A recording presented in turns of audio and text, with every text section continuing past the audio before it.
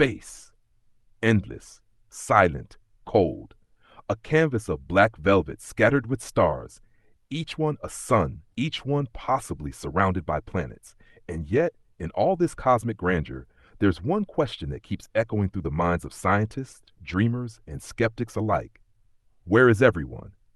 There are an estimated 100 billion galaxies in the observable universe.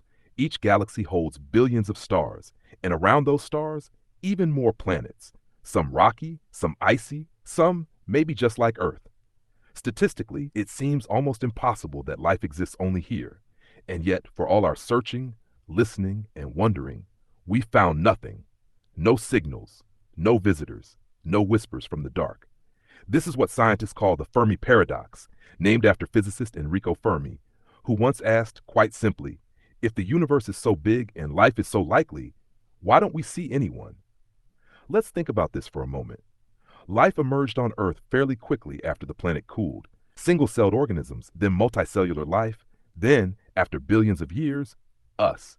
If life can appear so easily here, shouldn't it appear elsewhere too? And if intelligent life evolved even a few thousand years before us, wouldn't they have developed technology? Space travel, colonization?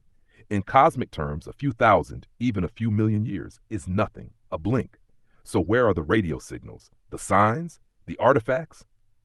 It's been nearly 100 years since we first began listening to the stars. SETI, the search for extraterrestrial intelligence, has scanned the skies for decades, searching for even a single artificial signal, and yet the universe has answered only with silence.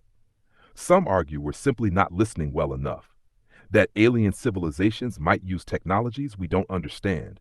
Maybe they communicate in ways we can't yet detect, but maybe that silence is the answer itself. Maybe we are alone, not because life can't happen elsewhere, but because it doesn't survive long enough to be heard.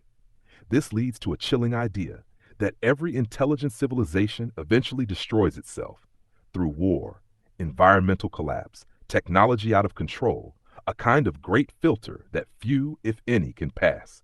It's a sobering thought that the reason we hear nothing is because everyone else has already gone. There's also another possibility. Maybe advanced civilizations don't want to be found. They could be observing us silently, watching from a distance, waiting. Or maybe like us, they're searching too, equally alone, equally hopeful, equally unaware. And then there's us, a species barely 200,000 years old, only recently capable of launching satellites and sending probes beyond our planet. We are young, dangerously young, on the cosmic timeline, and still, we already stare out into the dark, asking ancient questions with modern tools. Are we the first, the last, or simply the only ones listening? As we drift through space aboard this pale blue dot, we carry curiosity and fear, hope and humility, and the realization that the universe doesn't owe us answers. It may be filled with life or hauntingly quiet. But the fact that we can ask the question at all is a miracle in itself. Still, there was one signal, just one. In 1977, a radio telescope in Ohio captured a transmission unlike any other. It lasted 70 seconds, intense, narrowband, and unnatural. An astronomer circled it in red pen and wrote one word beside it, wow. That became its name, the wow signal. To this day, it remains unexplained. No known satellite, no Earth-based interference, and no repeat. It was a moment of hope, a whisper from the void. But nothing came after. No follow-up, no confirmation, no message. And so, once again, silence. Some scientists believe this is the most damning clue of all. Not because it proves we're alone, but because it shows how rare such anomalies are. One signal in decades of listening, a cosmic blink. So maybe there's another explanation. What if they know we're here, but they're deliberately choosing not to respond? This is known as the zoo hypothesis. The idea that Earth is like a nature reserve, watched, observed, protected, but never touched. That advanced civilizations monitor us from afar, waiting for us to evolve or collapse. If we are being watched, what would they see? A planet divided, a species capable of brilliance and destruction, a world where progress often outpaces wisdom. Maybe they're waiting for us to grow up, or maybe they just don't care. There's also a more unsettling idea, that we are truly unique, that Earth isn't just one of many habitable planets, but the only one that got the chemistry and chaos just right. This is the rare Earth hypothesis, that life requires a perfect storm of conditions: the right distance from a stable star, a moon to stabilize climate, a magnetic field to shield radiation, tectonic activity for atmospheric balance, and just the right amount of catastrophe. Take away one piece, and the miracle unravels. If that's true, then we might not be alone in the universe, but we might be the only ones like us, the only species that can look to the sky and wonder, the only ones who can ask, are we alone? And perhaps that's the saddest possibility of all. Not that there's nothing out there, but that we'll never find it. Not because we're blind, but because what we seek is simply too far, too strange, or already gone. Still we search, in static, in light, in gravity and silence, because the alternative, that this planet, these people, this fragile moment in time, is all we'll ever know, is both beautiful and terrifying. Imagine a civilization a million years more advanced than us, a species that has mastered energy, biology, and perhaps even time. Would they look anything like us? Would they even recognize us as intelligent? To understand what might be out there, we need to step outside of human thinking and into the Kardashev Scale. Proposed by Soviet astrophysicist Nikolai Kardashev in 1964, this scale measures a civilization's advancement based on how much energy it can use. Type 1 harnesses all the energy of its home planet. Type 2 controls the energy of its star. Type 3, the energy of an entire galaxy. By this measure, humanity is not even a full Type 1.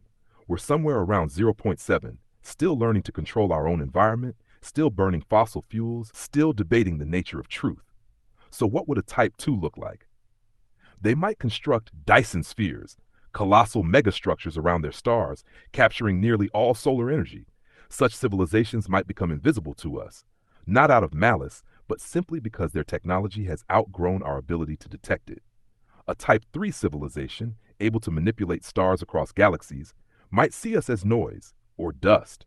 And yet, we often imagine aliens as humanoid, two-legged bipedal beings with curiosity and compassion. Maybe that's comforting, but perhaps it's naive. They may not have bodies, they may exist in data, they may think in ways we can't even describe. And if they saw us, would they care? Some theorists argue that truly advanced civilizations would practice non-intervention, a galactic version of the Prime Directive. Let primitive species evolve on their own. No contact, no interference, just silence. Others believe that life is so rare, so incredibly fragile, that most civilizations simply die before reaching the stars. Maybe we're just lucky, for now. But there's another possibility, darker and far more unsettling. What if someone is out there, and they don't want to be found? Not because they're afraid, but because they know what happens when intelligent life becomes curious. Maybe there's a reason the universe is quiet. Maybe someone, or something, silences it. Could that be why we haven't heard a single peep? Some scientists suggest the dark forest hypothesis, that the universe is like a forest at night. Each civilization is a silent hunter, hiding from others, afraid to make a sound, because the first one to speak might be the first one to die. If this is true, then broadcasting our presence, as we have for decades, might not be an act of hope, but of danger. It's a terrifying thought, but it reminds us how little we know and how fragile we are. Still, there's beauty in that silence. In the vastness of space, we are a flicker, brief, uncertain, but alive. Our curiosity is what defines us, and even if the stars remain mute, we keep asking, because perhaps someday, somewhere, we won't be alone, or maybe we never were. This is 777 File. Thank you for joining us on this journey through space, science, and the human imagination. If this video made you think, if it gave you goosebumps, or just left you wondering, please consider subscribing. Leave a like to support what we're building here. Share your thoughts in the comments. Do you believe we're alone, or is someone or something out there watching? Until next time, stay curious.